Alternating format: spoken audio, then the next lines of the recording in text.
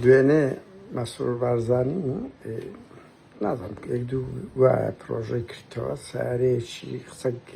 تایبەتی دێخوڕی بەغەڵەتیشە تاعەن بەڕێزان قەت مەگەم لێ وەڵی مەسرور بارزانی کورە کرد زادەکە چۆل بووە بابە بەرپرس نابێ بچووکترین هەڵە بکات لە بەتایبەتی لە بەرچاوی خەڵک دەدرێتە میدیە بەناوەندی دوو سایتاندا دەڕێ بە سەخەتەکەی ئەوە هیچ دوای ئەوە هەرچی میدیای پارتی هەیە کە تەدوو ئەو گەنجەی ئەوەز ئەمەولێریە بردوهۆچیە نازانم هەوڵ دەدەن بڵێن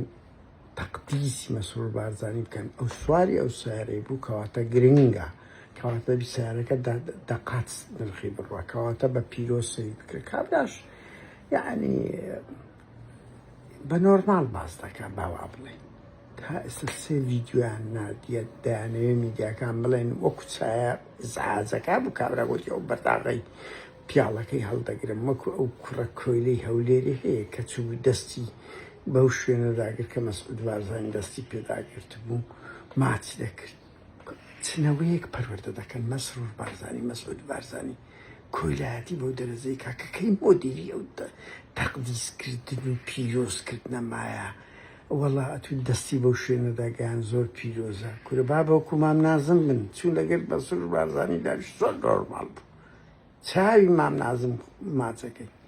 ئەو تەقدیسکردنە چییە لە ساڵی 2025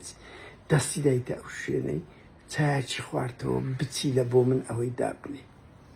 ئەوە جەهالەتە ئیسەدەکانی ناوەڕاستە پارتی تەرویجی دەکات شەرم لە خۆتان بکەن